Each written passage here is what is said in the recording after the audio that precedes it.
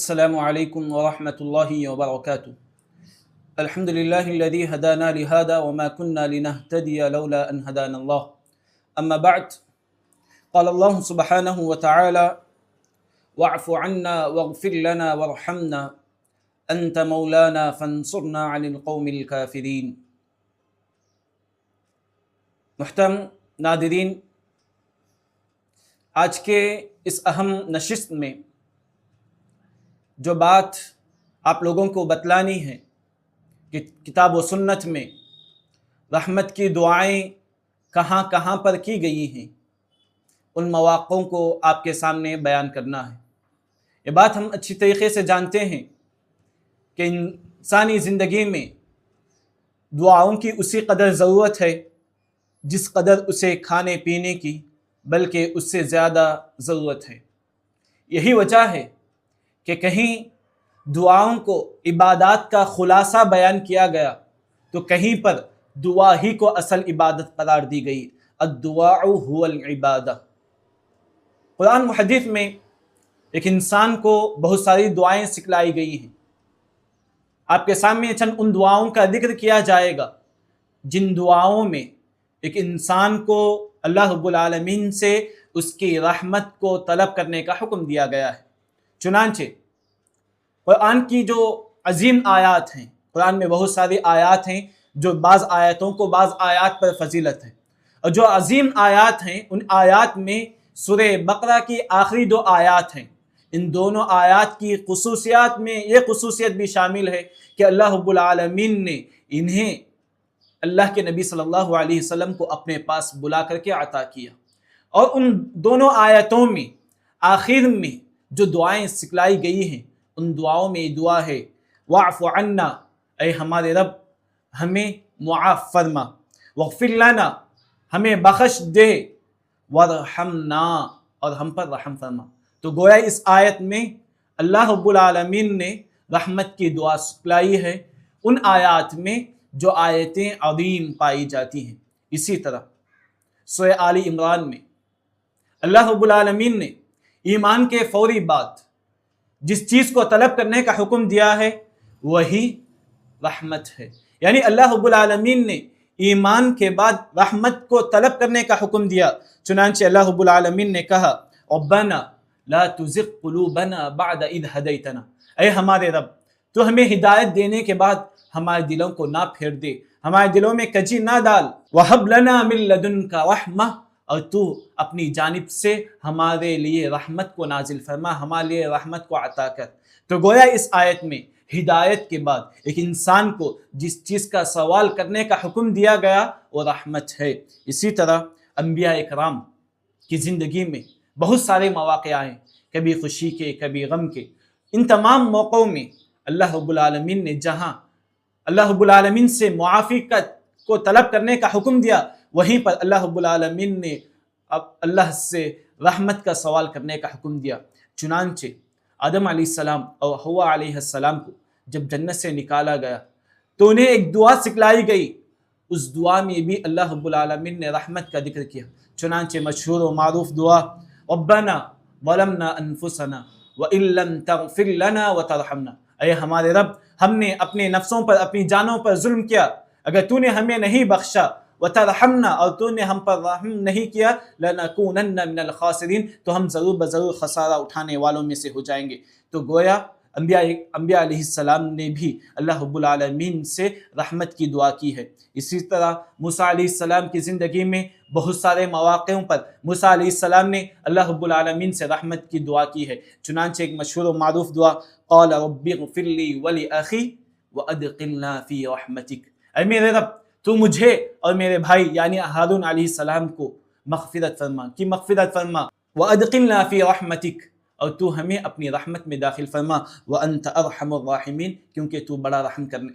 رحم کرنے والوں میں سب سے زیادہ رحم کرنے والا ہے۔ اسی طرح موسیٰ علیہ السلام کی بہت ساری دعائیں ہیں، فقالوا علی اللہ توکلنا ربنا لا تجعلنا فتنة للقوم الظالمین ونجنا برحمتک من القوم الکافرین، یعنی تو اپنی رحمت سے کافر قوم سے ہماری نجات فرما۔ محترم حضرات، جہاں رحمت کی دعا کرنے کا حکم دیا گیا ہے، ایک عظیم دعا انسانی زندگی پر جو سکھلائی گئی ہے وہ والدین کے لیے رحمت کی دعا ہے۔ قرآن مجید میں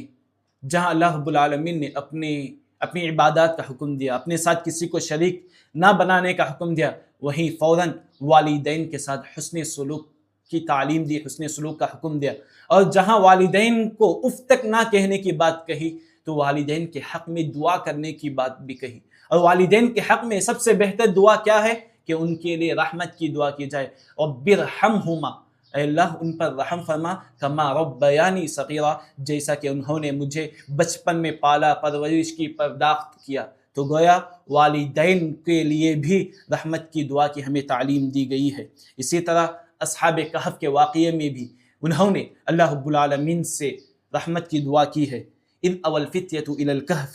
فقالوا ربنا آتنا من لدنك رحمہ، جب وہ غار کی جانب جانے لگے، فقالوا، تو انہوں نے دعا کی، ربنا آتنا من لدنك رحمہ، تو ہمیں اپنی جانب سے رحمت عطا فرما۔ اسی طرح نبی صلی اللہ علیہ وسلم نے بھی دعا کی، رحمت کی، وقل رب اغفر وارحم وانت خیر الراحمین۔ اسی طرح آپ کو معلوم ہونا چاہیے کہ اس روئے زمین پر سب سے بہترین جگہ، سب سے اچھی جگہ اگر کوئی چیز ہے تو جگہ اللہ رب العالمین کے گھر یعنی مساجد ہیں۔ وہاں پر بھی جب کوئی انسان مسجد میں داخل ہوتا ہے تو مسجد میں داخل ہونے کے لیے جو دعا سکھلائی گئی ہے اس میں بھی رحمت کا ذکر ہے۔ اذا دخل احدکم المسجد فلیقل اللہم افتح لی ابواب رحمتک، کہ جب تم میں سے کوئی مسجد میں داخل ہو تو چاہے کہ دعا پڑھے، اللہم افتح لی ابواب رحمتک، اے اللہ تو اپنی رحمت کے دروازے میرے لیے کھول دے۔ اسی طرح جب ہم تشہد میں بیٹھتے ہیں، نماز کا بالکل آخری مرحلہ، یعنی جو کوئی آدمی مسجد میں داخل ہوتا ہے تو اللہ رب العالمین سے رحمت کا سوال کرتا ہے، اور جب مسجد سے نکلنا چاہتا ہے، نماز سے نکلنا چاہتا ہے تو بہت ساری دعائیں سکھلائی گئی ہیں، ان میں سے بھی ایک دعا رحمت کی ہے۔ چنانچہ دعاؤں میں ایک دعا، اللہم انی ظلمت نفسی ظلما کثیرا ولا یغفر الذنوب الا انت فاغفر لی مغفرۃ من عندک وارحمنی، یعنی اے اللہ میں نے اپنے نفس پر بہت زیادہ ظلم کیا ہے اور تیرے علاوہ کوئی گناہوں کو بخشنے والا ہے ہی نہیں، لہذا تو اپنی جانب سے میرے لیے بہت زیادہ مغفرت عطا کر، وارحمنی، اور مجھ پر رحم فرما۔ تو گویا تشہد میں جو دعائیں پڑھی جاتی ہیں ان دعاؤں میں ایک دعا اللہ رب العالمین سے رحمت کی بھی ہے۔ اسی طرح جب ایک آدمی انتقال کر جاتا ہے تو ہم اس کے لیے نماز جنازہ کا اہتمام کرتے ہیں۔ نماز جنازہ میں بہت ساری دعائیں ہیں، ان دعاؤں میں ایک دعا، اللہم اغفر لہ ورحمہ، اے اللہ اس کی مغفرت فرما اور اس پر رحم فرما۔ تو گویا میت کے لیے بھی رحمت کی دعا سکھلائی گئی ہے۔ اور آپ صلی اللہ علیہ وسلم اپنے مرض الموت میں، آخری ایام میں، آخری وقت میں بھی اللہ کے نبی صلی اللہ علیہ وسلم اپنے لیے رحمت کی دعا کر رہے ہیں۔ چنانچہ عائشہ رضی اللہ تعالی عنہ بیان کرتی ہیں کہ آپ صلی اللہ علیہ وسلم میرے سینے پر ٹیک لگائے ہوئے تھے، میرے سینے پر آپ کا سر تھا اور قریب تھا کہ آپ صلی اللہ علیہ وسلم وفات پائے، اور میں اپنے کانوں کو آپ صلی اللہ علیہ وسلم سے قریب کر کے سن رہی تھی کہ آپ کیا کہہ رہے تھے۔ تو آپ صلی اللہ علیہ وسلم دعا کر رہے تھے، اللہم اغفر لی وارحمنی والحقنی بالرفیق، کہ اے اللہ میری مغفرت فرما، مجھ پر رحم فرما اور تجھ سے ملاقات، تجھ سے مجھے ملا دے۔ یعنی آپ صلی اللہ علیہ وسلم اپنی زندگی کے آخری دعاؤں میں بھی اس دعا کو شامل کیا کہ آپ پر رحم ہو۔ لہذا ہمیں چاہیے